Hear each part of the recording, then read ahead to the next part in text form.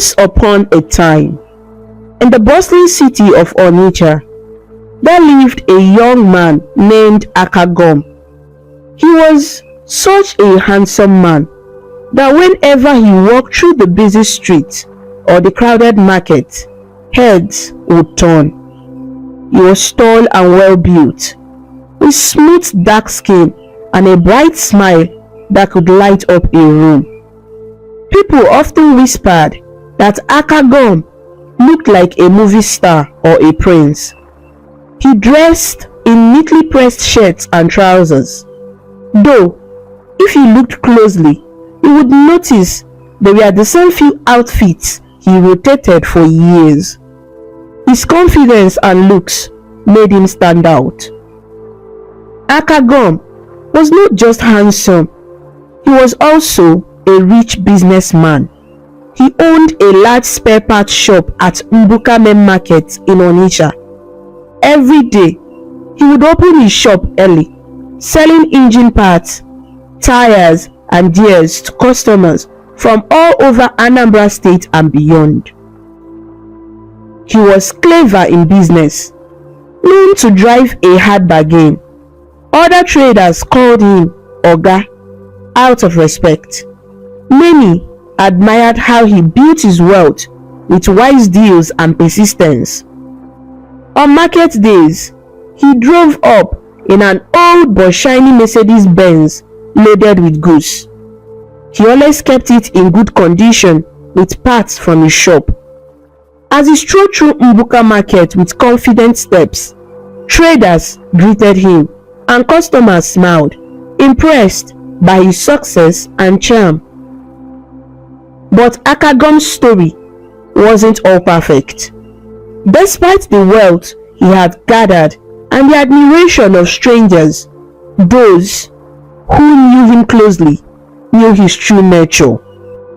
You see, Akagom was stingy, like so stingy that people joked even glue wasn't as sticky as Akagom's hands when it came to holding on to money. In fact, in Igbo, the nickname for Emisa is Akagom, meaning sticky hand. And some whispered that Akagom's name suited him all too well. Akagom had a family of 5, whom he kept tucked away from the public eye. He was 48 years old and lived with his wife and children in a crowded neighborhood in Onitsha. His wife, Chidinma, was 42, a kind and patient woman. They had 3 children: Obiageri, the eldest daughter, who was 21 years old; Obianuju, the second daughter, 18 years old; and Obina, the youngest son, 14 years old. One would think that a rich man like Akagom would house his family in a grand home or at least a comfortable apartment. However, Akagom's family lived in a modest face me I face you apartment building on the outskirts of the city. For those who don't know, a face me I face you is a type of housing where a long hallway has small one-room apartments on either side, with doors directly facing each other. Families of 5 or more might all share a single tiny room. Neighbors share bathrooms and kitchens, and often everyone's business becomes public because the living space is so tight. In Akagom's case, he kept his wife and children in one cramped room, barely larger than a storeroom, because the rent was cheap. Their room's door faced another family's room across a narrow corridor. There was hardly any privacy. The laughter, arguments, and cries of various families could be heard through the thin walls. Buckets and cooking pots cluttered the hallway, and the air often smelled of many pots of soup cooking at once in the shared kitchen out back. Despite these crowded and sometimes uncomfortable conditions, Akagom refused to move to a bigger, better space. He didn't want to spend the money on higher rent. Neighbors often gossiped about his strange situation, Can you imagine? One neighbor, Ngozi, would say, shaking her head. A wealthy man like Akagom living here as if he cannot afford better. Ndiara, meaning crazy people. Another would reply, my sister. It's true. Oh. His wife and children dress so plain. You wouldn't know he has money. Very stingy man. These conversations happened in whispers when Akagom wasn't around. In public, everyone still greeted him respectfully because of his imposing presence and wealth. Inside the tiny one-room home, Akagom's family lived a strangely restricted life, given how rich their father was. Chidinma tried her best to keep the home tidy and raise the children well. She was a beautiful woman with kind eyes, though worry had begun to line her face. She loved her husband at heart. After all, she married him when he had little, and together they had come this far. But she often grew frustrated with his stingy ways. Their children had learned not to ask their father for anything unless absolutely necessary, because they knew what his answer would be. One bright Tuesday, the sun poured through the single small window of their room. Chidinma was preparing a simple breakfast of pap, corn porridge, and akara bean cakes. She carefully measured the portions under Akagom's watchful eyes. Yes, Akagom measured all the food in the house. He had a little notebook where he noted how much garri, cassava flakes, rice, or beans was bought and how quickly it was consumed. He believed this would prevent anyone from overeating, or as he put it, wasting our future. Obinna, who was 14, sat on a wooden stool, hungry and hoping for an extra akara. He was a growing boy, and one akara barely filled his stomach halfway. Obianuju, 18, helped her mother fry the akara in a small pan over a charcoal stove. They couldn't use an electric cooker because Akagom complained about the electric bill. Obiageri, 21, swept the little space in the room and folded up the mat they slept on, stacking them in a corner to make space, since at night the whole family spread mats on the floor to sleep. Papa, can I take 2 akara? Obinna asked timidly as Chidinma put a modest portion of pap and 1 bean cake on his plate. Akagom, who was adjusting the knot of his tie in a small cracked mirror on the wall, turned around sharply. His tall frame loomed over the boy. Obinna, my son, do you think akara falls from the sky? He said, arching an eyebrow. 1 is enough for you. You don't need 2. Do you want to eat us out of this house and home? Obinna lowered his eyes. No, sir. I'm just very hungry, he murmured. Chidinma felt a pang of sympathy and quietly mounted to her son to drink more pap to fill his stomach. She dared not to openly contradict her husband. Akagom was not violent, but he had a temper in his voice that made everyone else fall silent when he was firm. Obiageri, the eldest, sighed and spoke up softly. Papa, since Obinna is a growing child, maybe just have more akara for him. He'll be at school till afternoon. Akagom gave his eldest daughter a stern look. Obiageri, are you questioning me? Obiageri quickly shook her head. No, Papa, it's just what? Akagom boomed, although not really shouting. His voice was deep and commanding. When I was his age, I ate whatever my parents provided and I was grateful. Too much food will make him lazy. In fact, he continued taking the frying spoon from his wife and scooping out 1 akara from the oil. This one is extra. I will take it to myself. And with that, He took a bite of the hot akara. It burned his tongue a bit, and he fanned his mouth, but he pretended everything was fine. The children said nothing, but they exchanged glances. Obinna fought back tears of frustration as he spooned his pap slowly to make it last. Obiageri put a comforting hand on his back. Chidinma silently served Akagom his breakfast, a slightly larger portion of pap, and now only one akara, since he took the extra one meant for Obinna. She knew arguing further would only cause a scene and might lead to Akagom leaving the house in anger. When Akagom got angry about money matters, he might refuse to give any housekeeping money for a week, which would make things even harder. The family ate quietly. Akagom, however, decided to lecture to fill the silence.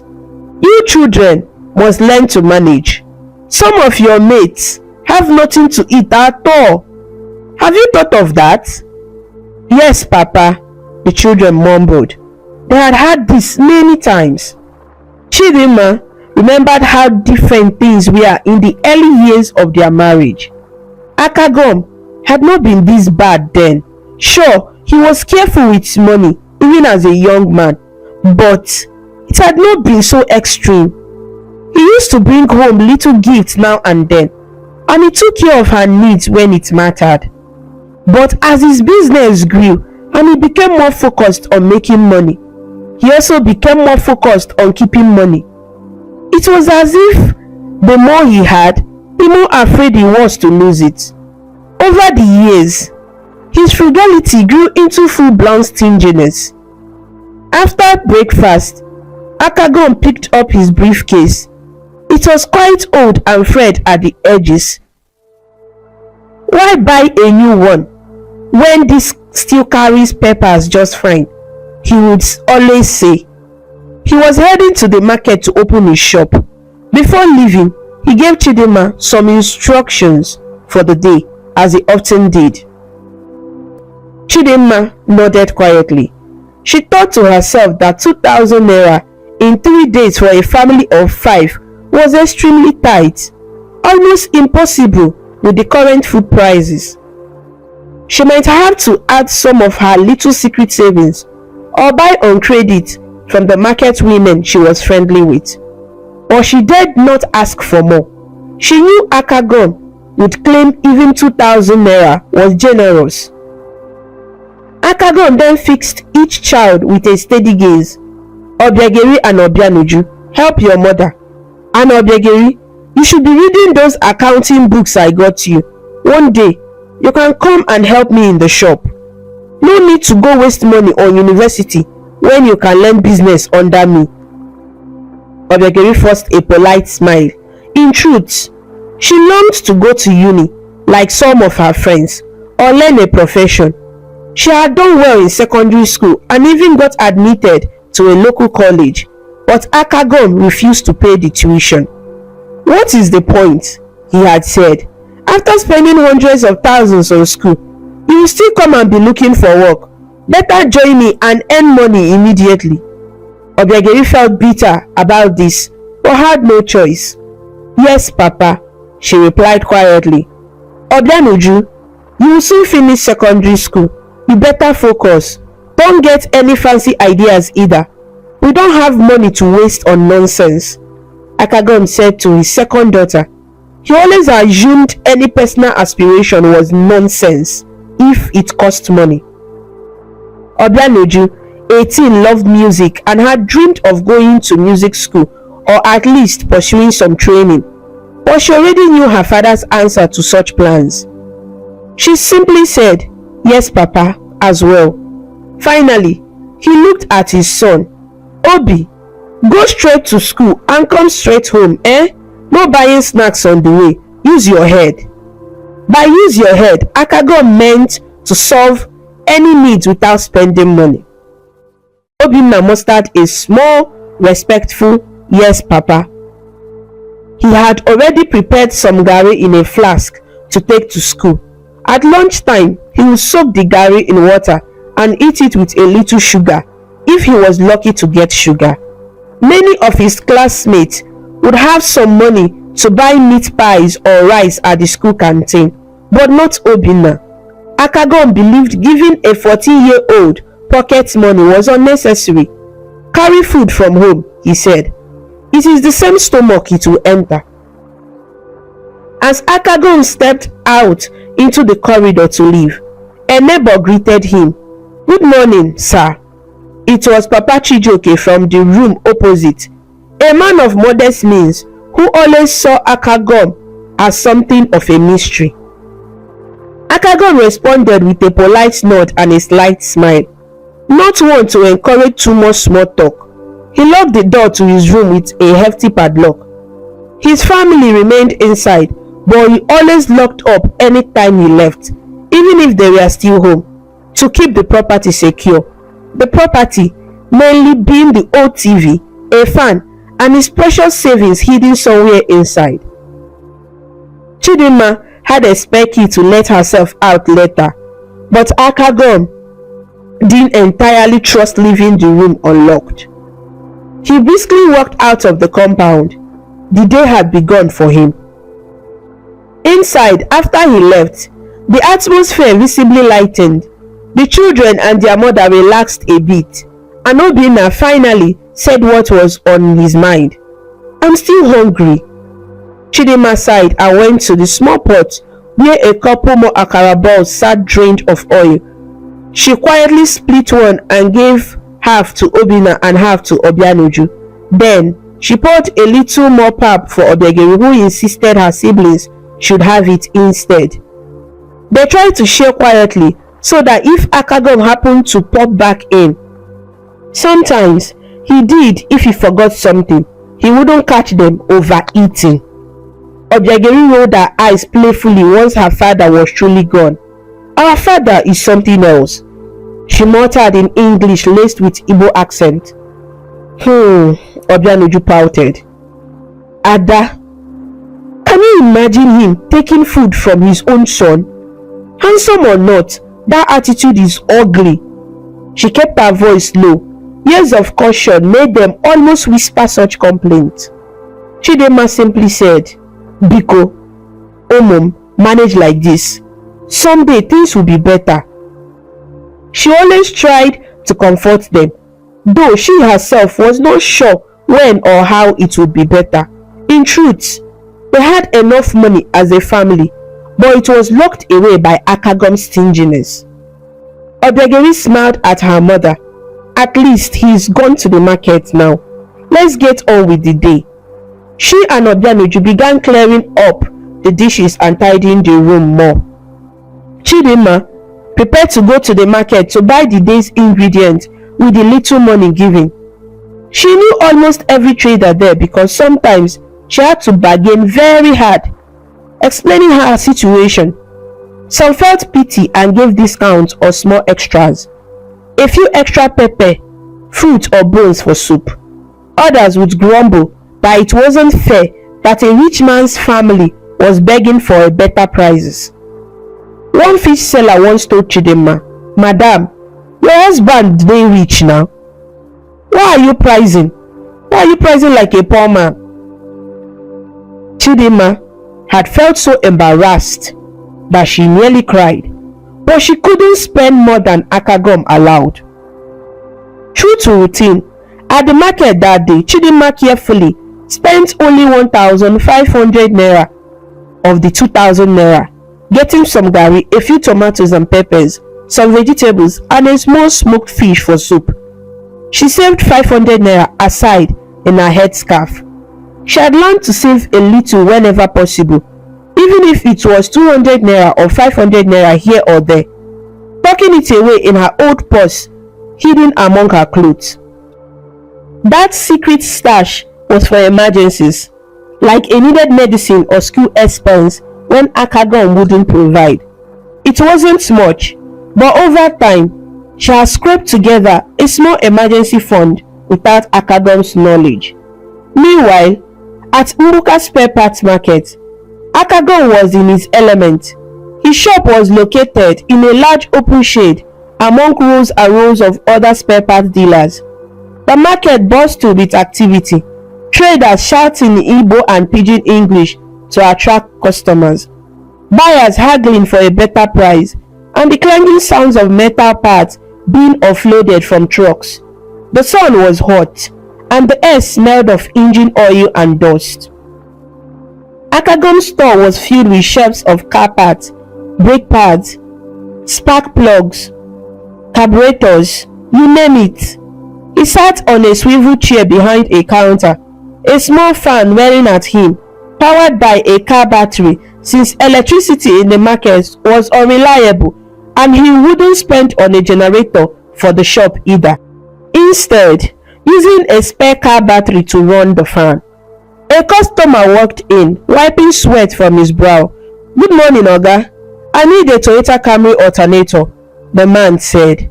"Good morning, oh. You have come to the right place," Akagom replied with a charming smile. He stood and pulled an alternator off a shelf. "Top quality, original one, you go like am," he said, dusting it off. They began to bargain over the price. If there was one thing Akagom enjoyed, it was bargaining, especially selling at a high price and buying at a low price. After some back and forth, they agreed on a price that gave Akagom a tidy profit. The customer paid in cash. Akagom took the money, and rather than putting it in a register like some shops did, he immediately slipped the note into a deep inner pocket of his jacket. He had sewn an extra inner pocket for this purpose, to keep money very close to himself. He patted his jacket, satisfied, and handed the alternator over. As the customer left, one of Akagom's fellow traders, OK, leaned over from the next stall and joked, "Akagom, you are smiling today, oh. That must have been a good sale." Akagom chuckled modestly. "We thank God, my brother. Market is moving small small." He never boasted loudly, always praying to not draw envy or attention to exactly how much he made. OK grinned. My guy, you will buy us mineral today to celebrate, abi? In Nigerian market, it's common to treat friends to a soft drink or snack when business goes well. Akagom immediately shook his head with a laugh. "Haba, OK.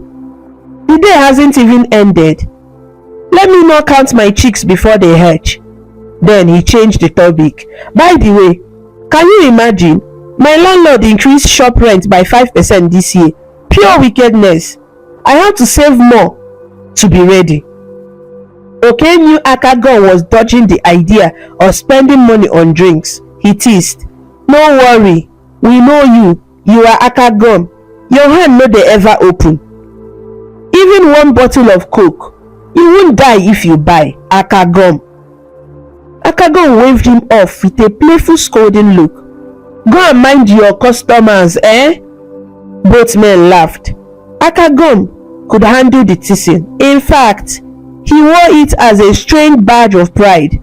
Being known as careful with money meant no one would bother asking him for loans or expenses.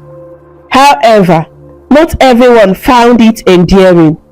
As the day went by, a young boy in tattered clothes passed by the front of the shop begging, "Oga, help me, even if it's small money for bread. Oga, abeg, I dey hungry." The boy pleaded, looking truly hungry. Akagom frowned. He did not like beggars. He often thought they just didn't work hard enough. He reached under his counter, and the boy's eyes lit up. Maybe the man was about to give him something, but Akagom brought out a half-eaten packet of cracker biscuit he had from earlier. He tossed it at the boy. "Take and go. No disturb my customers. Oya, they go. The boy took it, looking a bit disappointed, but mumbled, "Thank you," and left. Akagom had refused to even part with 50 naira for the boy. Instead, he justified it. "I work hard for my money. I can't be giving it away like that. At least I gave him something to eat." Back at home that afternoon, Obinna returned from school tired and sweaty. He had walked home because even though many of his classmates took the bus or a keke, he knew better than to ask his father for transport fare. The midday sun was harsh and his feet ached, but he was excited about one thing. That day, his teacher had announced a planned excursion for the students to visit a science museum in Enugu. It would cost each student some money for the bus and entry fee. Obinna had listened with both excitement and dread. He loved the idea of seeing a museum and traveling out of Onitsha. He rarely had left the city, but the cost was 5,000 naira per student. He already feared what his father would say.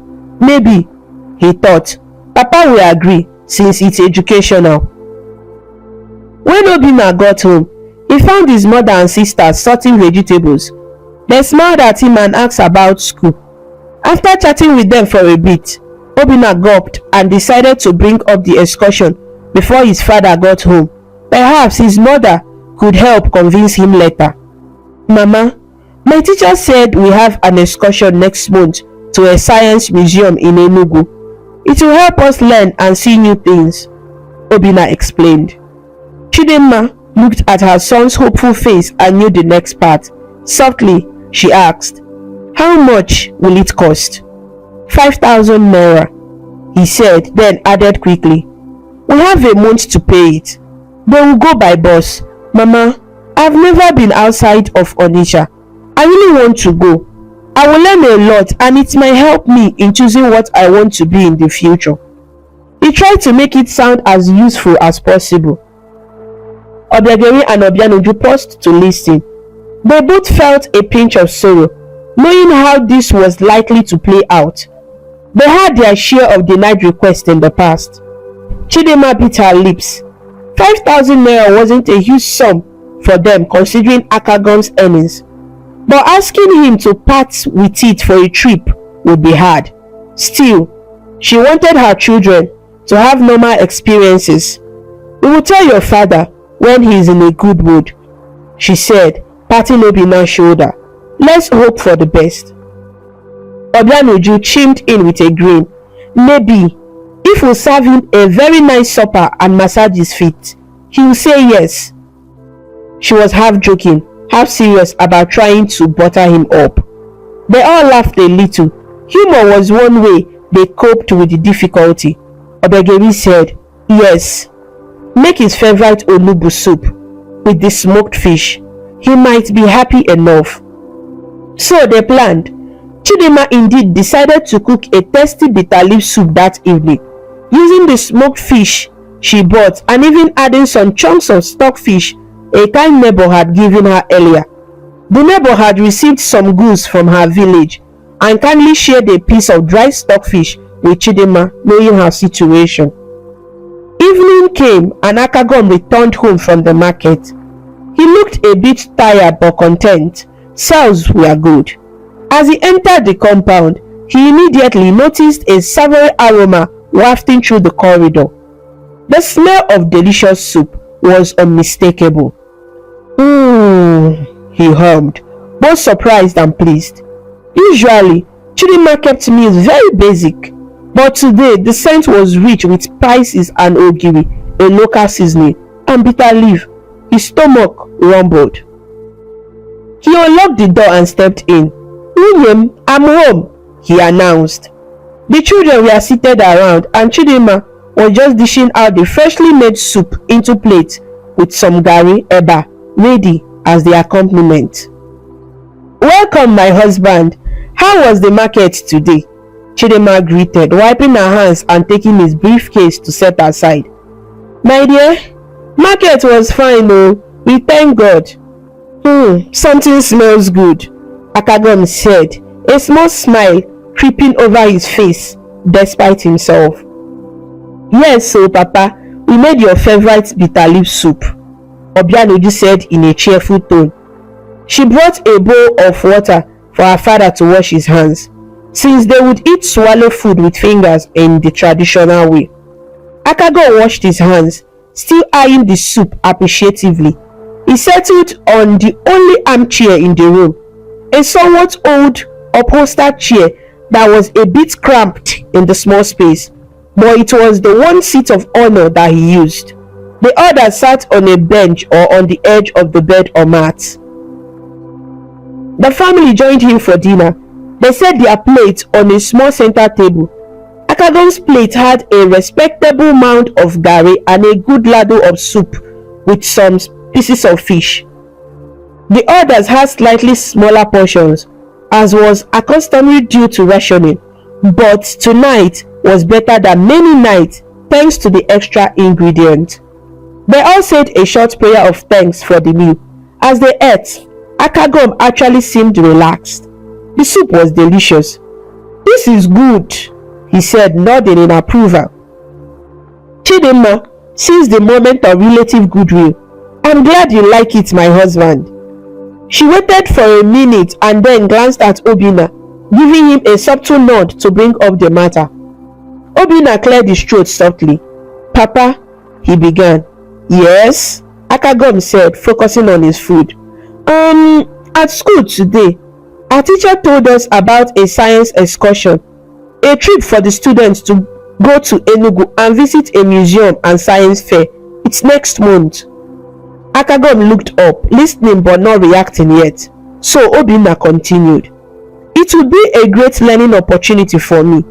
They will teach us many things and show us machines and experiments." Akagom set down his bowl of garri and dipped it in soup thoughtfully. A science trip? Enugu is not far." This seemed like a promising sign. He hadn't said no immediately. The school is arranging buses. They just need the students to contribute 5,000 naira each for transport, food and entry fees. Obinna finished quickly, his heart thumping.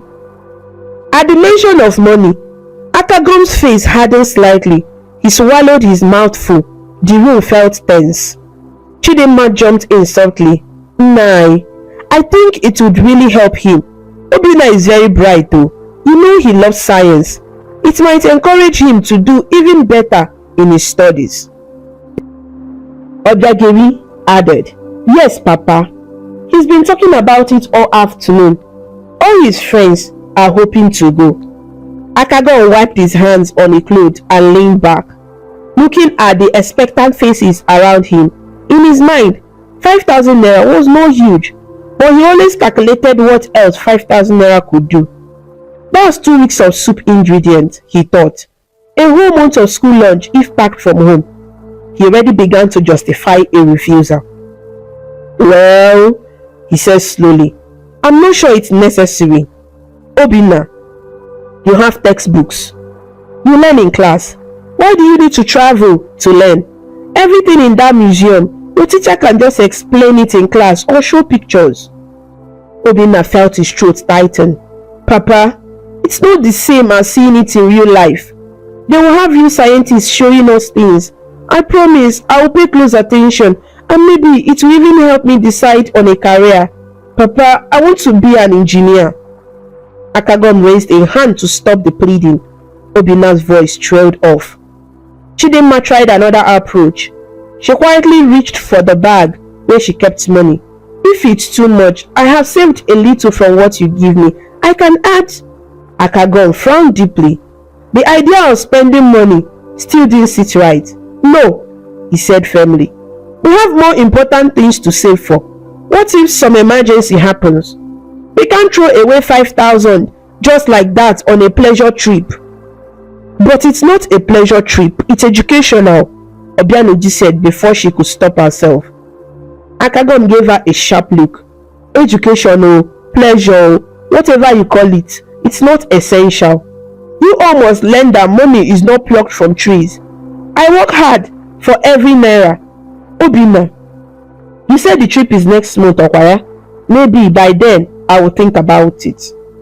He said that just to end the conversation. In his mind, he had already decided it was a waste. He just didn't want to argue further over dinner. The children recognized this tactic. Maybe later usually meant no, but I don't want to say it now. Akagom then changed the subject. "Obiageri, did you balance the account I gave you to practice?" Obegiri forced a smile. Almost, Papa. I will show you after dinner. The rest of the dinner was quieter.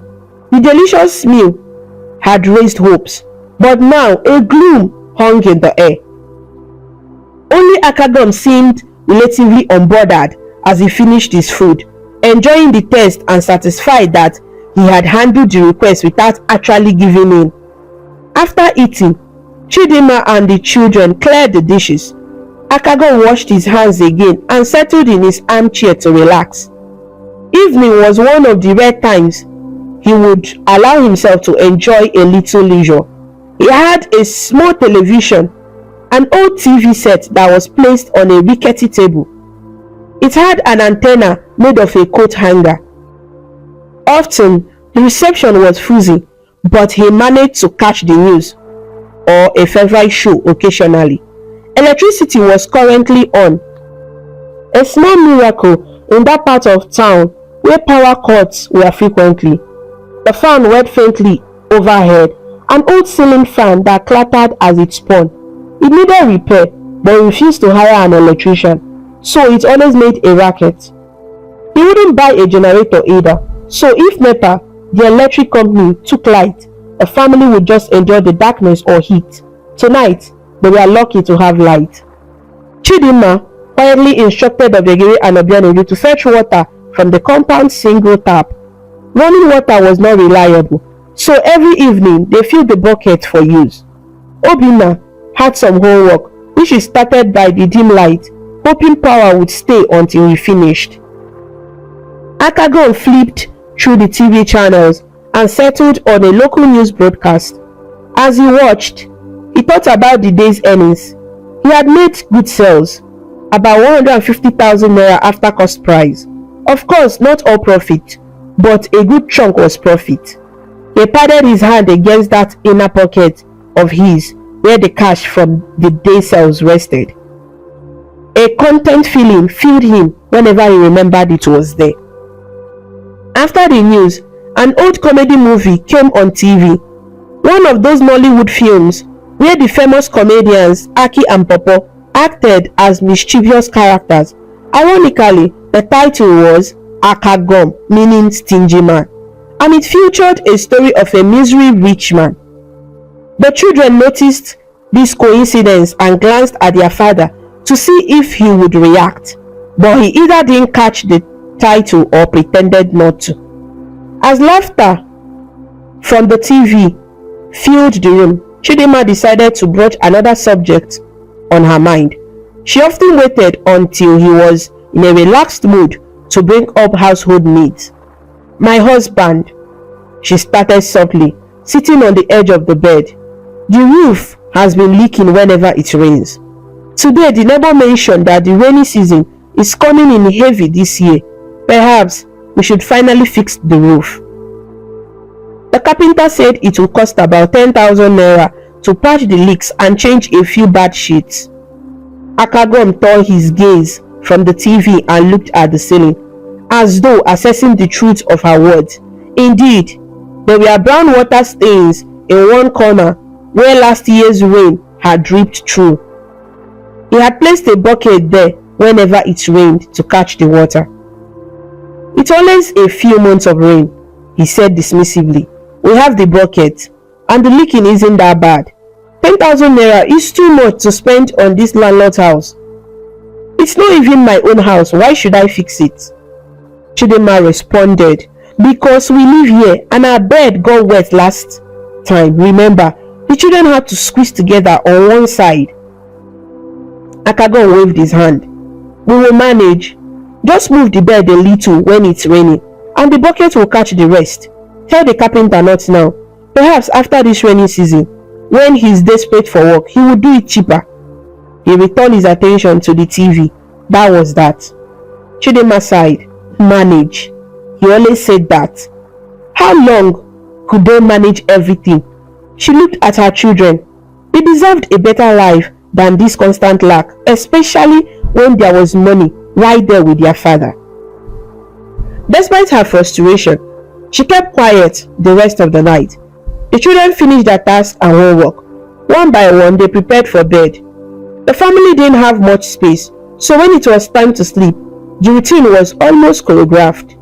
The girls unrolled two thin foam mattresses on the floor. Obinna had a small mat that laid near the door, and Akagom and Chidinma slept on the bed, an old squeaky double bed they had owned since marriage. It was cramped, with all of them in one room, but this was their life. Before sleeping, Akagom did something he did every night. He checked on his money. In the corner of the room, there was a large old trunk, a metal box. Inside that trunk, he kept important documents and some of his money savings, usually locked with a padlock. But the majority of his money, the cash he had been stashing for years, was in a special place, tucked under the bed, was a big Ghana must-go bag. It was one of those large woven plastic bags in a red, blue and white checkered pattern. Many Nigerians use them for carrying loads or storing items. Akagom's Ghana must-go bag was stuffed with bundles of cash. He used bank accounts minimally. He distrusted banks. They would just take charges, or government would start asking how I got money, he often argued. Instead, he converted much of his profit to cash and hid it at home. Over time, the bundles of naira notes had grown so much that he needed the biggest bag to hold them. Every night, when he thought everyone else was asleep, though often Chidinma was awake pretending, Akagom would pull out the bag to inspect it. He would untie the rope he had used to secure the top, peep inside to make sure all was safe, and sometimes even lovingly thumb through the wads of money. The sight of thick bundles of 1,000 naira and 500 naira notes made him smile with pride and relief. It was his safety net, his treasure. In moments of worry, touching that money calmed him. This night was no different. He quietly slid the bag out. Unknown to him, Obegeri saw him through half-closed eyes. She had seen him do this ritual before and always felt a knot of anger in her stomach. If only he would use even a fraction of that on the family's needs, their life would be so much better. She never said anything though. Confronting her father about money was like provoking a sleeping crocodile. Akagom finished his check.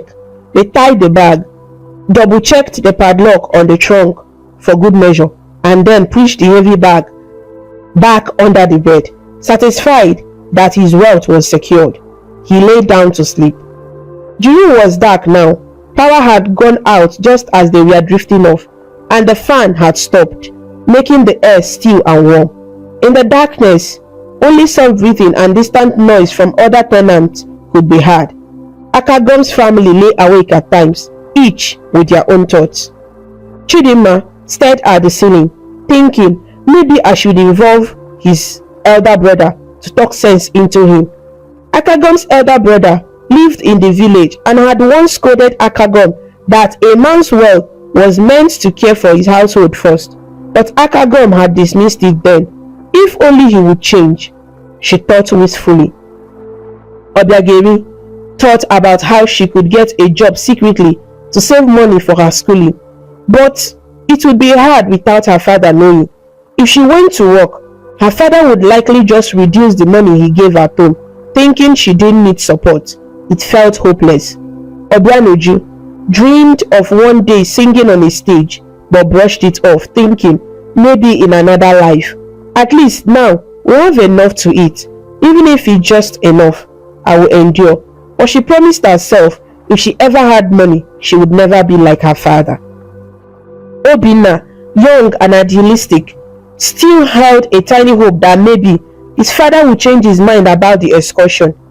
He imagined seeing real scientists and was determined that if he couldn't go, he would still find a way to learn. Perhaps his teacher would help him with books. Akagom, ironically, slept peacefully with one hand almost dangling off the side of the bed near where his money bag was hidden. He was content, believing he was doing the right thing, saving for the future. Days turned into weeks, and the family's routine went on. Akagom's stinginess persisted in numerous little ways that caused his family annoyance or pain. One evening, Obianoju developed a bad fever and chills. It seemed like malaria.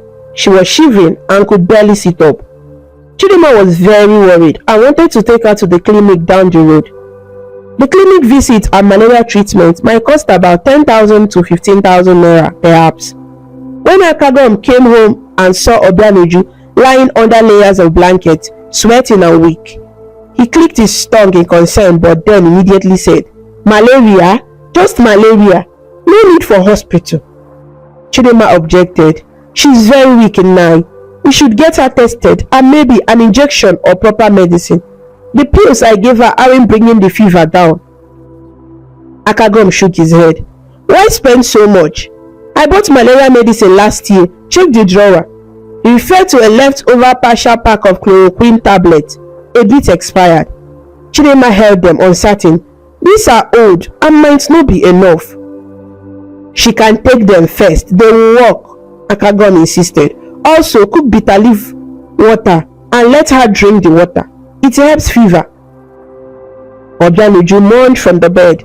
"Papa, please, I feel terrible. Maybe a doctor." But Akagom stood firm. "You will be fine, my dear. Your mother will take good care of you at home. Hospital is just going to take our money, and all they will say is, take rest and drink water. Exactly what you can do here. It's the same treatment, trust me." He spoke kindly, but with a stubborn finality. Chidinma had to make do. She used cool clothes on Obianoju's head through the night, gave her the old pills and herbal concoction as Akagom suggested. It took Obianoju a full week to recover her strength. Perhaps the mild malaria ran its course. Perhaps the minimal treatment helped a bit, but the family knew she suffered longer than she might have if proper care was given. Akagom, however, acted triumphant. "See, you are well now. I told you it would be okay without wasting money on doctors." Obianoju just nodded weakly. Inside, they all simmered with frustration, but what could they do? Another instance was about clothing. Obegeri had just turned 21, and a cousin of hers was getting married in the village. Obegeri was invited to be on the bridal train, which meant she needed a nice dress. All the girls were to wear a uniform style of dress known as asoebi. The dress would cost some money to sew. When she brought this up to her father, hoping at least this once he would agree since it was a family occasion, Akagom said, "Why do you need a new dress? Don't you have a nice dress already? You young girls always want new clothes every time.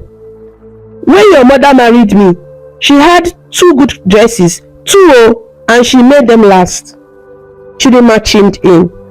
"We could adjust one of her old dresses, but the bride specifically chose a style and fabric. It's kind of expected to match others." Akagom waved his hand firmly.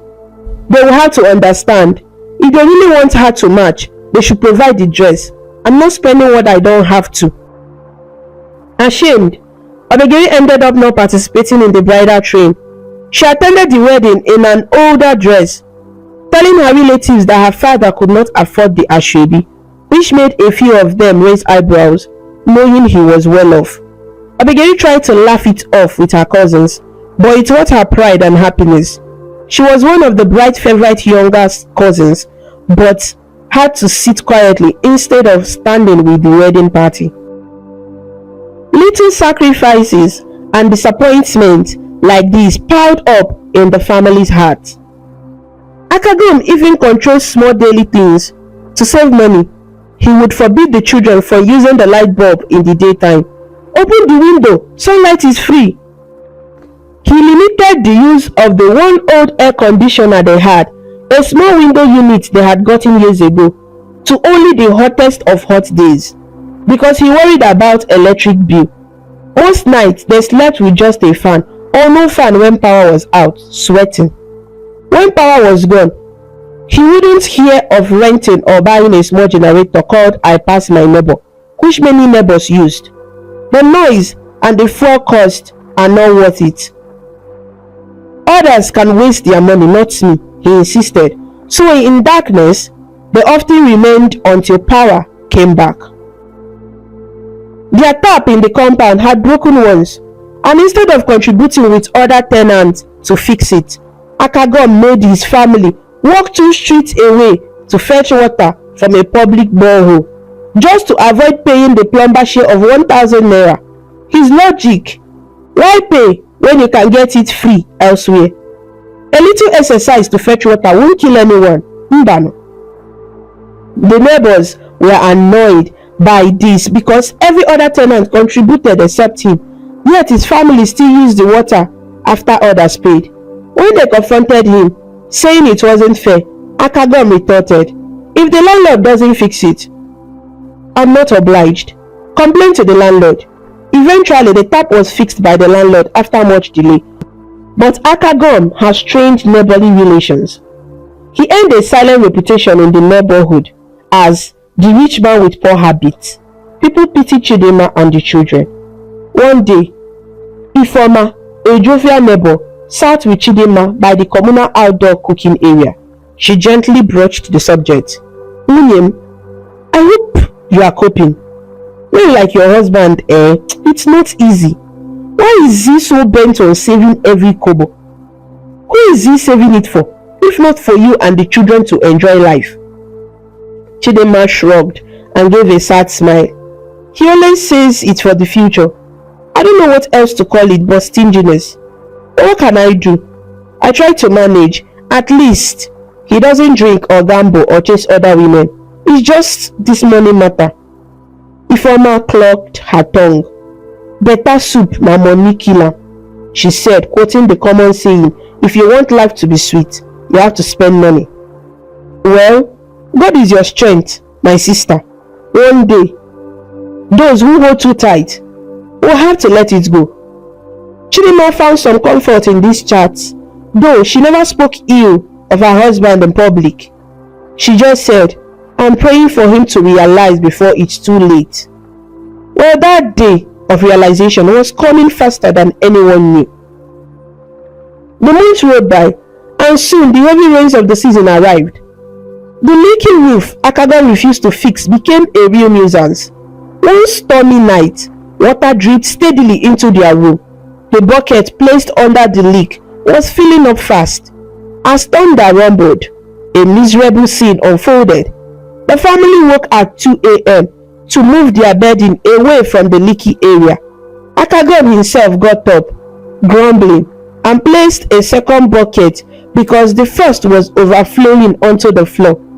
A big drop of water plopped right onto his forehead as he was adjusting the bucket, and he jumped back.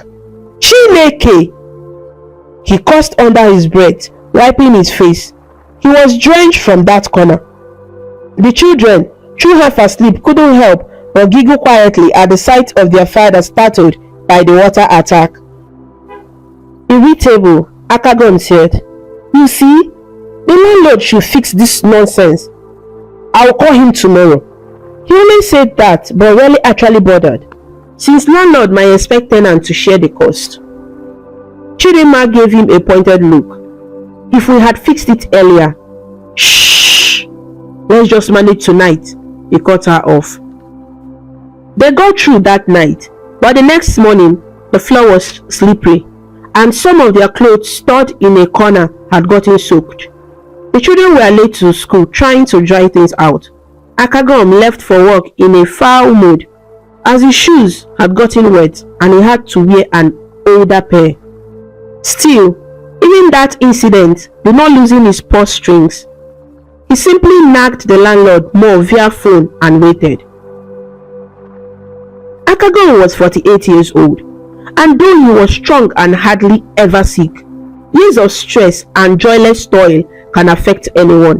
One day, as the heavy rains of July poured over Onitsha, Akagom fell ill. It started as a mild headache and tiredness. He had gotten drenched at the market while unloading a shipment of spare parts. He volunteered to carry many heavy boxes himself to avoid paying laborers, of course. He came home late that night, shivering and wet. Chidinma was concerned when she saw him.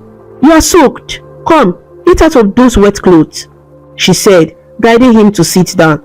Akagom sat on the edge of the bed, feeling dizzy. He had refused to take a taxi or bus in the rain, choosing to ride on the back of an Okada because it was cheaper, and he ended up cold and damp. Now, as he tried to pull off his shoes, his head spun. Chidinma quickly fetched a towel to dry him off. She could feel he was getting a fever. His skin was warm and he was coughing lightly. "I will make a hot tea for you," Chidinma offered, "and please, you need to rest. You look not well, my husband." Akagom, stubborn as ever, waved a hand. "It's nothing, just a little cold. I'll be fine by morning." He insisted, though his voice was weaker than usual. He lay down, wrapping himself in an old threadbare blanket. All night he tossed and turned, sweating and then getting chills. Chidinma hardly slept, listening to his heavy breathing and quiet groans. By morning, Akagom's condition was worse. He tried to get up at his usual time to head to the market, but as soon as he stood, a wave of dizziness hit him and he slumped back onto the bed. His forehead was burning hot. Obegeri came with a bowl of water and a cloth to wipe his face. "Papa, you are very hot," she said, worried. Akagom felt miserable, headache, fever, body pains.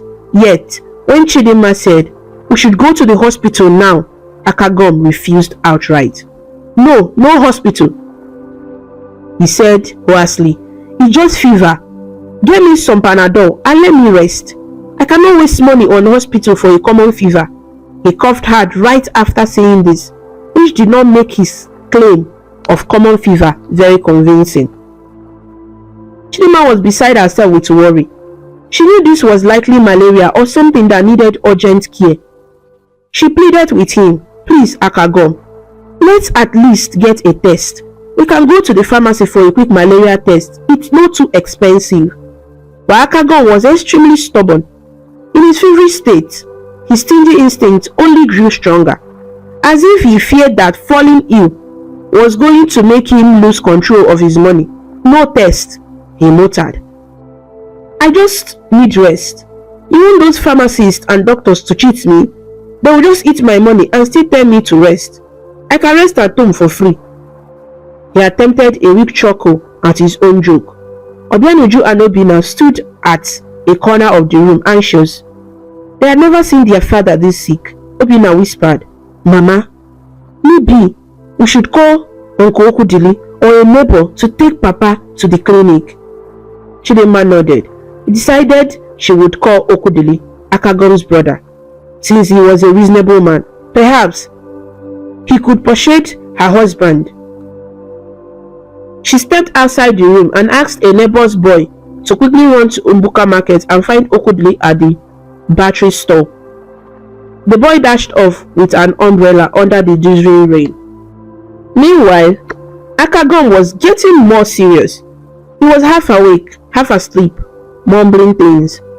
At one point, as the children tried to kill him with the wet clothes, he suddenly grabbed Obegeri's hand and said, "Don't touch my money. I won't spend it. I won't spend it." The girl pulled her hand away, startled. "Papa, it's me, Obegeri. I'm not touching your money. I'm just trying to help you." Akagom didn't seem to hear her. His mind was foggy with fever and fear. It was as if, even in illness, the thought of his money being used worried him more than his health. Chidinma entered the room and realized with alarm what Akagom was muttering. She knew that convincing him to get help was going to be a battle. An hour later, Okudili arrived, out of breath and soaked from rushing in the rain. He found Akagom lying on the bed, moaning softly, his eyes closed. The Ghana must go back, full of money, was right beside Akagom, and to Okudili's astonishment, Akagom had tied one end of a rope around the bag and the other end around his own waist. It was a bizarre sight. Okudili had heard jokes that his cousin brother and a friend would tie his money to himself, but he never thought he would really do such a thing. Chidinma explained that in the early morning, as she and the kids tried to persuade Akagom to go to the hospital, he he became agitated about his money bag. He had struggled to his feet, dragged out the heavy bag from its hiding spot, and insisted on tying it to his body. He was afraid if we took him to the hospital, someone might steal the bag while he's away. Chidinma said in a low voice, embarrassed. He wouldn't even let me touch the bag. He kept saying, all my life savings, I won't leave it for thieves. I won't let anyone spend it foolishly. So he tied it without rope to himself, and then he collapsed back on the bed. Okudili shook his head sadly. He sat on a stool next to Akagom and spoke firmly. Akagom, it's me, Okwi. Can you hear me? Akagom opened his eyes a crack. He recognized Okudili and managed a weak groan. Okwi, my money, watch my money, he muttered. Okudili almost wanted to slap sense into him, but he controlled himself. Forget the money, Enye. Think of your life. You're very sick. We need to take you to the hospital. You can't get well sitting here like this. He motioned to Obinna. My boy, help me. We will carry your father to my car and go to the hospital. I brought my car.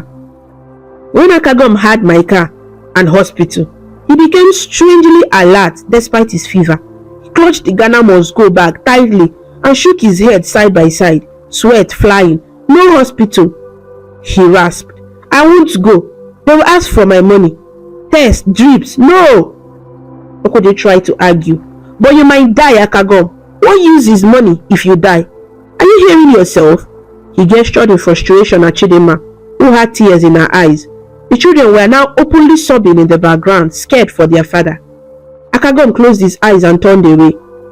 He was too weak to fight physically, but he refused to agree.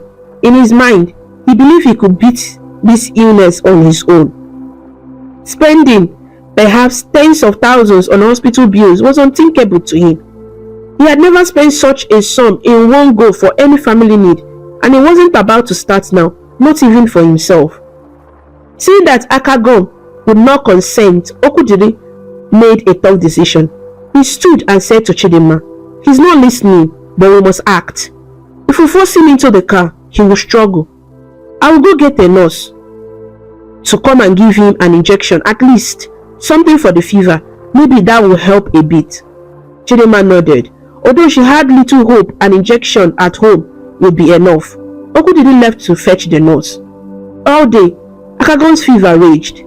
A nurse did come and gave him an injection for fever and hydration salt for dehydration. He slept fitfully after that, clutching the rope that tied him to his money bag. By nightfall, his breathing grew labored. Chidinma sat by his side, sponging his face. She was exhausted and heartbroken. She whispered softly, Nani, please, you have to get better. Please, who will take care of us? We need you, not your money. In her heart, she added, if only you understood that while alive. Akagom didn't respond. He was barely conscious. Throughout that night, the rain poured and the wind howled outside. Inside the tiny room, it was quiet, except for Akagom's heavy breathings and an occasional murmur when he stirred. The children huddled together in one corner, having cried until they had no tears left, praying silently for Papa to recover. Chidinma continued to keep vigil. Around midnight, Akagom opened his eyes one last time. In the dim light of the lantern, he saw the worried face of his wife and the shadowy forms of his children in the corner. Perhaps a flicker of realization passed through his fevered mind that these were the people he had worked so hard for, yet hardly showed love in the way they needed. He opened his mouth as if to speak, but only a faint croak came out. Chidinma leaned closer. Did you say something, Nai? Akagom's lips trembled. It was unclear if he was trying to say I'm sorry or I'm okay or something else. A tear rolled down the side of his face. Chidinma gently wiped it, holding his hand. It was the first time in years she had seen him shed a tear. But before he could form more words, a violent shiver ran through Akagom's body, and then he fell still. His hand went limp in Chidinma's grasp. Akagom had passed away. For a moment, Chidinma didn't realize what had happened. "Akagom," she called softly, no answer. "Nai, please wake up." She stood up lightly, but he lay motionless, eyes closed as if in deep peace. The rope still tied him to his beloved money bag, which now held no meaning to the man who had died. A new wail escaped Chidinma's throat as reality set in. The children had and immediately burst into tears again, this time knowing their father was gone. In the middle of the night, the cries of the family rose in the small room. Neighbors woke up and rushed over, carrying lamps and offering condolences. Okudiri, who had stayed in the yard, too anxious to go home, came inside and bowed his head. "Ah, Akagom, you have gone just like that," he said softly, wiping his own eyes. Despite all his faults, Akagom was their father and husband, and the family mourned him. Obegeri cried for the loving dad she wished she had. Obianuju cried because despite everything, she didn't want him to die. Obina cried loudly because he was still young, and the loss was scary. Chidinma held her children, weeping with them. It was a sad night in the Face Me I Face You compound as other tenants tried to comfort the grieving family. In the morning, after the rain stopped and the sun rose weakly, the practical matters of death came. Some elders among the neighbors and church members came to help arrange Akagom's burial. It was to be a simple affair. His body would be taken to his hometown the next day for burial as is custom, with only a small wake that evening. When Chidinma started to think about the expenses, coffin, transportation, etc., he felt a stab of worry. How would they afford it? Then her eyes fell on the Ghana must go bag, still chained to the bed and tied to Akagom's waist. A bittersweet realization came to her. The money, the hard money, his money, which he had refused to spend even in their need. Now, ironically, that very money would have to be used to bury him. Carefully, Chidinma untied the rope from Akagom's waist. The neighbors helped unlock the chain. They opened the big bag. Everyone's eyes widened at the sight. Stacks upon stacks of naira notes, bundled and wrapped. Some bundles were old and brownish, savings from many years back. Some were newer. There were even some US dollars in an envelope, maybe from an old business deal, and some shiny coins at the bottom of the bag. It was a small fortune, amassed over years of extreme frugality. Chidinma couldn't help but cry anew, but this time her tears were mixed with anger. She thought about all the times the children went without good food or clothes, all the times she herself endured sickness or hunger because Akagom said there was no money to spare. Yet here it was. There was more than enough to have taken Obianuju to the hospital, to buy extra meat for Obegeri's celebration, to pay for better living conditions. He had let them suffer needlessly. One of the elderly neighbors placed a hand on Chidinma's shoulder, sensing her feelings. "Ndo," the neighbor consoled. "Take heart, at least he left something behind for all of you." Chidinma sniffled and nodded. Yes, he had left this money. Since he couldn't take it with him, it was now theirs to use. She decided right then that she would use it wisely, to truly care for her family as Akagom had failed to do in life. They took a reasonable sum out of the bag to cover the funeral and transportation. Chidinma, being a kind woman, even paid back a couple of neighbors who had lent her small amounts over the years when Akagom wouldn't provide. Gestures the neighbors deeply appreciated. Akagom was laid to rest in his village with modest dignity.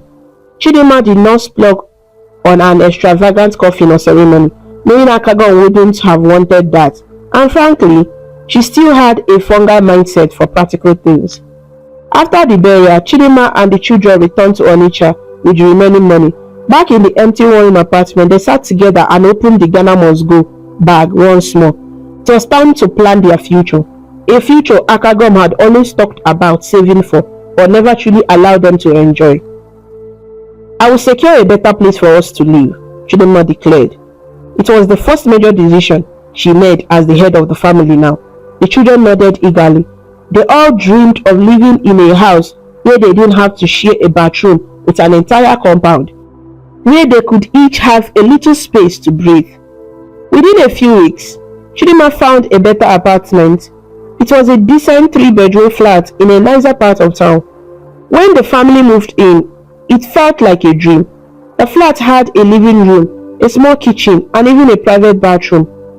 Luxuries they never had before. For the first time, Obegiri and Obianuju could share a room separate from their brother, and Chidinma had her own bedroom as a widow. They painted the walls bright colors to make it cheerful. On the day they moved, neighbors from the old compound watched in amazement as trucks carried the family belongings, plus new items Chidinma had bought, like a proper dining table, a new mattresses. Akagon's family is moving up in the world now, one neighbor commented. Another one chuckled. Yes, so they will finally chop his money now that he is gone. There was no malice in their tone, more like relief and happiness for the family's improved fortune. Obinna ran from room to room in the new flat, excitedly opening every door and window. Mama, we have our own toilet and running water, he shouted, as if they had moved into a palace. Obegiri found a spot to set up a reading table for herself. She planned to study hard and perhaps go to university now that the funds were there. Obianuju happily unpacked the new dresses and shoes her mother had bought for her and her sister. The first new clothes they had gotten in a long time, not bent down select or mended old ones. Chidinma used some money to stock the kitchen with plenty of food, big bags of rice, beans, garri, yams, vegetable oil, spices, all the things she used to scrimp on. For once, the store was full and she didn't have to worry about measuring every grain. She even bought chicken and beef in the freezer, something they couldn't afford before. The children's eyes lit up seeing all the food. They felt secure, knowing they couldn't go hungry. That first night in their new home, the family decided to have a small feast, a kind of housewarming dinner with just themselves. Chidinma cooked a rich pot of jollof rice with plenty of chicken and fried plantains on the side. The delicious scent filled their new flat. They set the dining table with actual plates and spoons, not the mismatched plastic they used to use. There was even a cold bottle of orange soda for each child, a special treat. They all sat down and looked at the spread of food. It was far more than they have ever had at one meal when Akagon was alive. For a moment, a silence fell as they thought of him. Chidinma, though enjoying the freedom, felt a bit sadness. If only your father had allowed moments like this when he was with us, she said quietly. Obegiri, wise beyond our years, replied, Mama, Papa made his choices. We tried our best. Now he is gone, but at least he left his money, which can give us a better life. I just hope wherever he is, he understands now. Yes, Chidinma agreed. I hope he understands. She then smiled and raised her glass of soda. Come, let's cheer to a new beginning for our family. May we use this money well, and may we always have happiness and health. The children raised their glasses to clink.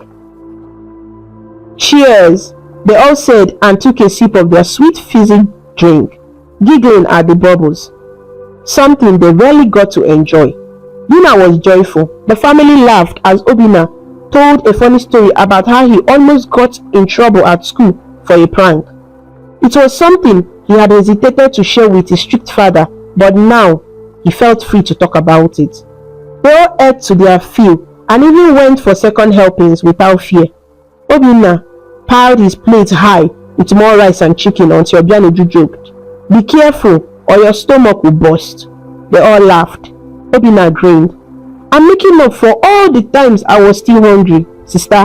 Leave me, oh. Today I will eat well." Even Chidinma allowed herself an extra piece of chicken without guilt.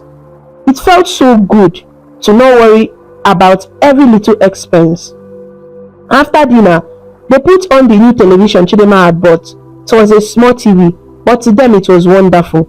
They watched a comedy show and laughed, feeling content. That night, they slept peacefully in their comfortable new beds, with the fan blowing cool air. Yes, Chidinma made sure to switch on the fan. They were no longer afraid to use a bit of electricity to be comfortable.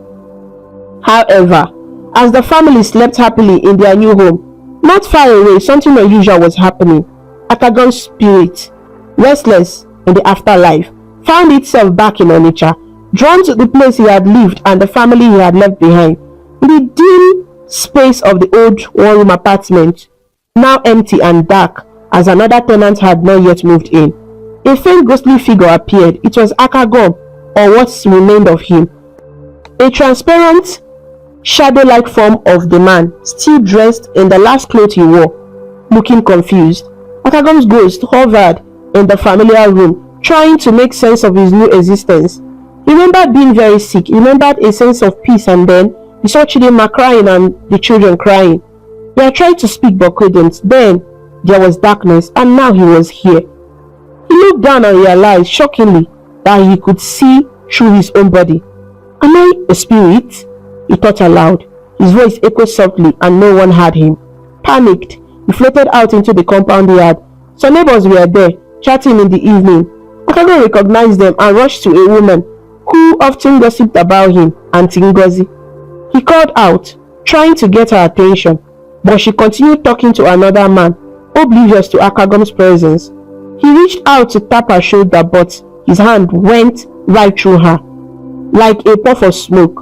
He passed through her and back. Akagon realized with a sinking feeling that indeed he was dead and now a ghost, invisible and unheard by the living. Immediately, his thoughts went to his money and his family. Where was his precious bag of money? Where were Chidinma and the children? The last he remembered was them crying and the bag tied to him. Did they bury the bag with him? He hoped so, in some corner of his mind, so it will stay with him in the grave. He needs to know. In an instant, his spirit drifted, almost pulled by an unseen force, to the new flat where his family now lived. Perhaps his love or worry for them drew him there. He found himself in the living room of a place he didn't recognize at first. It was nicely painted and furnished. There was a TV showing a night program, illuminating the room with flickering light. On the couch, he saw them, Chidinma and the children, fast asleep in front of the TV. They must have dozed off while watching. Akagon's ghost floated closer. He saw the remains of their feast on the dining table. An almost empty pot of jollof rice, plate with bones of chicken, empty soda bottles. His eyes, if ghosts have eyes, widened. A feast? Chicken? Soda? In this house? How? Then he noticed the Ghana must go bag he valued so dearly. It was open and half full, tucked in a corner with some money still inside. But much of its contents had clearly been taken out and used. The truth hit him. His family was spending the money. His money. They had moved to a new home and were enjoying the comforts he always denied them. To any normal loving father spirit, this might bring a sense of relief or justice. But Akagon's reaction was different. He was horrified. Not because his family was finally living well, but because in his warped thinking, they were burning through the money he had saved so tightly. Akagon's ghost hovered over the sleeping family, wringing his transparent hands.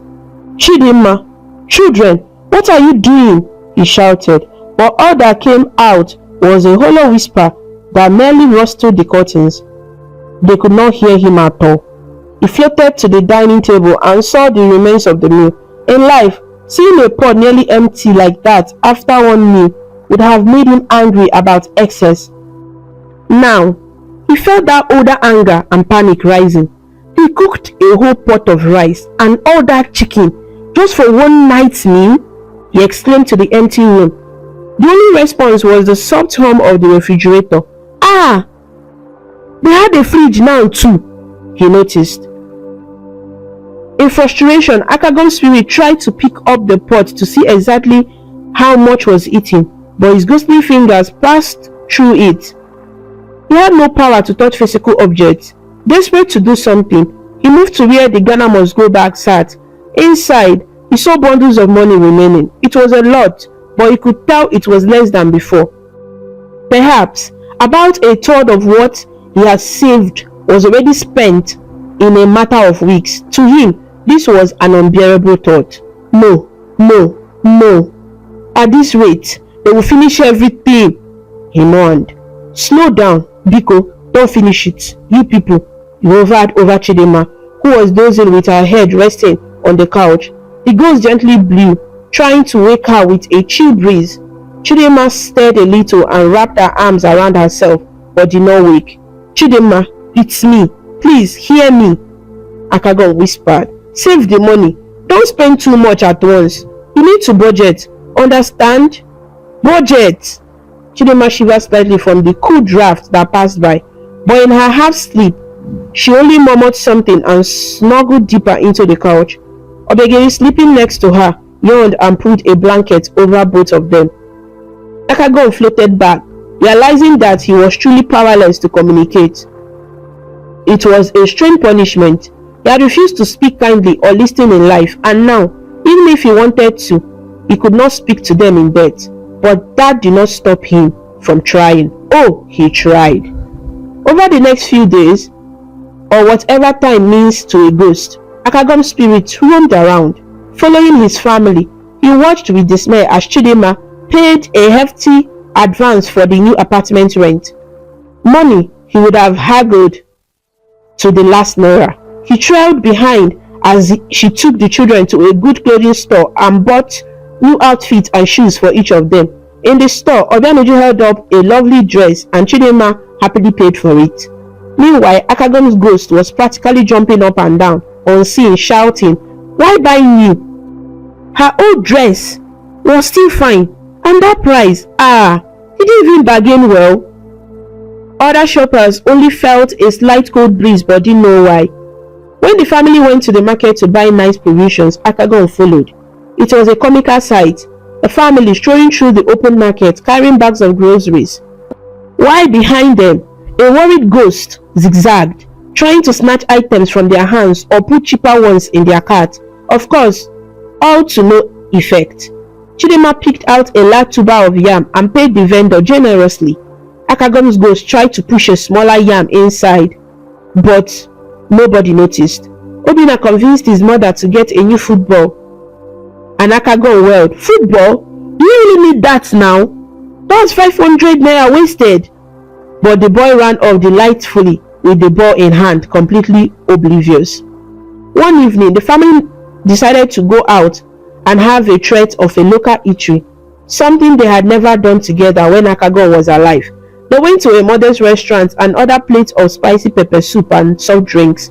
As they sat enjoying, Chidinma said to the kids, "Your father never took us out like this, but I know he had his reasons. Still, I want you to enjoy a bit. You deserve it." They smiled and enjoyed the meal. Of course, Akagon's ghost was right there, hovering near their table with a gloomy face. To him, this was an unnecessary outing when food could be cooked at home for less. He watched each of them finish a whole bottle of Fanta soda and nearly cried out loud, "That's so much sugar and money!" But his protest came out only as a faint sigh of wind that barely rustled the table napkins. As time passed, Akagon's spirit grew more and more desperate and miserable. Not only had he died, which was bad enough, but now he had to witness what he considered the squandering of the fortune he devoted his life to save. However, from an outside perspective, the family was not even being that reckless. Chidinma had actually deposited a good portion of the money in a bank account for future needs and school fees, and was using a reasonable part to improve their immediate life. Yet, Akagon's ghostly mind was so obsessed with not spending that any purchase at all made him panic. One night, Akagon's spirit drifted into the children's new shared bedroom. The girls were asleep in their bed and Obinna on his. The boy had his new football tucked beside him. The ghost looked at his children, and a strange feeling washed over him. Something he hadn't truly felt when alive: regret and sorrow, not for the money, but for how he had treated them. Seeing them sleeping peacefully now, well fed and happier, he realized they had not been discontent in a long time, and he, through his stinginess, had been the cause of their unhappiness. Akagon's ghost thought of how Obinna used to beg for more food, how Obegeri wanted to celebrate her achievement, how Obianuju fell sick and he ignored her suffering. If ghosts could cry, Akagon, would have wept at that moment. In a quavering voice only he could hear, he whispered to his sleeping children, "Forgive me. I didn't take care of you." Of course, there was no reply. Obinna just snored softly, hugging his football. Kagom's wife too. He visited. Chidinma was in her room, saying her night prayers. She prayed aloud, "Dear God, thank you for providing for us. Thank you for this change in our life. I pray that Akagom's soul is at peace.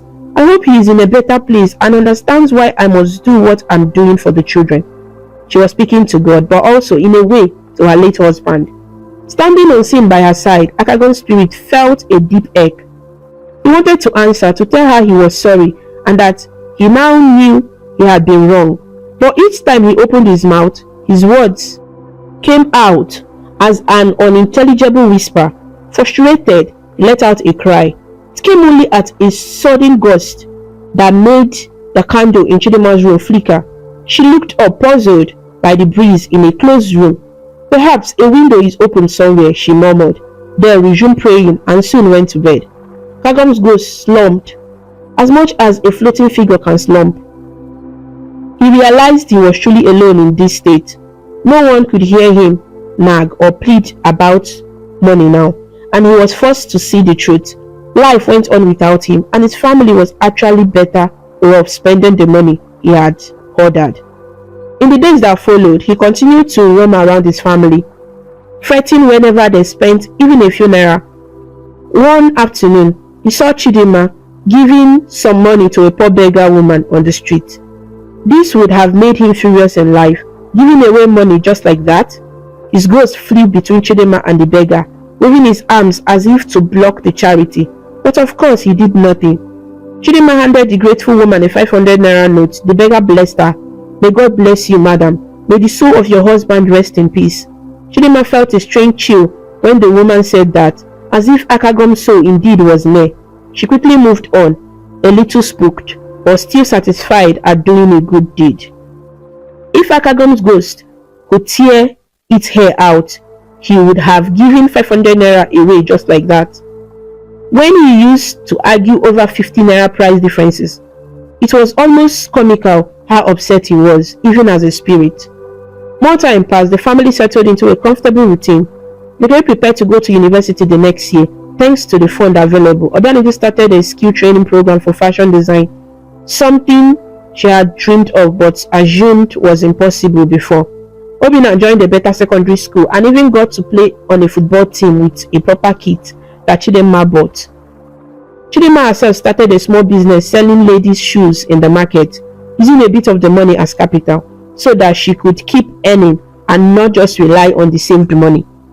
She was being prudent and smart, the way Akagom might have approved, but unlike him, she wasn't neglecting the family's happiness or needs. They no longer live in luxury, but they lived well and with less worry. All this while, Akagom's spirit lingered, watching events unfold. Slowly, it dawned on him that his family was not being wasteful. They were building a life. They were actually doing the things he could have done with them, and still plenty of money would have remained. It was a powerful lesson for the ghost. Saving money is good, but hoarding it without purpose and without caring for the present only leads to regret. One evening, as the sun set in red glow over Onitsha and the noise of the city calmed into a gentle buzz, Akagom's ghost found himself drifting back towards the old compound where he once lived. In the yard, a few of his old neighbors were chatting about him after hearing how his family was doing now. Honestly, it serves him right. The way things turned out, one man said, lighting his lantern. Someone who refused to enjoy life at all, now others will enjoy for him. A woman responded, at least his family got something from all the suffering. But it's so sad too. If he had been kinder and less stingy, he would be here with them enjoying as well. Yes, so the man agreed. Money is meant to be used for good, not tied in a bag until you die. As the saying goes, a coffin has no pockets for you to take your riches along. Kagom's ghost hovered near them, listening. He realized people saw the truth clearly. He felt shame, wanting to tell them they were right, but as always, no sound came from him that humans could hear. A stray dog in the compound saw the ghostly figure and started barking at the seemingly empty air, startling the neighbors. "What's the dog barking at?" the woman asked uneasy. "Maybe it sees a spirit," the man said half jokingly. Akagom's ghost drifted away. Even the dog couldn't scare him. He was too deep in thought. He went one last time to see his family that night. They were all gathered in the living room of their new home, having a small family prayer. Chidinma prayed for Akagom's soul again, saying she forgave him and hoped he was at peace. Each child in turn also spoke, saying something kind about their father despite his flaws. Obinna said he remembered how Papa taught him multiplication. Indeed, Akagom did tutor him sometimes, as it cost nothing. Obianedu said Papa always made sure they were safe at home, and Obiageri said though Papa was strict, he had built the foundation that now they could stand on. They expressed love and forgiveness. Akagom's spirit felt a weight lift. They did not hate him, they just suffered because of his actions, but they were healing and even remembering the good part of him. Perhaps, he thought, this is what it means to find peace. He looked at the money bag in the corner. It was much emptier now, but the family was well. He looked at their faces full of life and hope, not gaunt or sad like before, and he realized, finally, that this was the real world he had overlooked, a happy, healthy family. If only he had realized this sooner, he would still be alive with them, partaking in that happiness. This was the beautiful twist of fate. The money he had saved was indeed used for the family's future, but he wasn't there to share in it. It was a bit funny and a bit sad, and entirely of his own doing. Akagom's ghost stepped back. He felt himself growing fainter. Perhaps the love and forgiveness his family offered was releasing him from this earth. As he faded, he said in a gentle whisper, "Goodbye, my family. Live well and live happily. I was wrong, but I have learned my lesson too late." The breeze picked up gently in the room. As if in answer, the family felt a calm presence, and Chidinma even thought she had a faint sigh. She smiled softly and murmured, "Farewell, Akagom." And so, Akagom's spirit finally left to wherever spirits go, no longer bound to his bag of money or his earthly worries. As for Chidinma, Obiageri, Obianeju, and Obinna, they went on to live much better lives. They missed Akagom in their own ways, but they did not miss the hardship he had imposed. They cherished the freedom to eat well, to get an education, and to enjoy simple pleasures. In a way, Akagom's money did fulfill its purpose of caring for the family, but only after teaching them and him a profound lesson. Moral of the story: share and care for your loved ones while you are alive and well. Money is useful, but it is no more important than family. If you hold it too tight, we might lose both it and the chance to be happy. In the end, no one can take their wealth with them, and a life filled with love and laughter is far richer than one spent counting coins. And so, the family lived happily ever after, free from stinginess and want. While the memory of Akagom lingered like a cautionary tale in the streets of Onitsha, reminding all who heard his story that generosity brings joy and miserliness brings only regret. Thank you so much for watching this amazing story about Akagom and his family on African Stories by V. If you liked his story and learned a lot from it, please show your support by clicking the like button, sharing with your friends, and leaving a comment below. To see more interesting stories and learn about different cultures, subscribe to African Stories by V, and do not forget to ring the notification bell so you never miss a new story. Your support means a lot and helps us bring more stories to you. Until we meet again, stay connected, stay inspired, and keep smiling.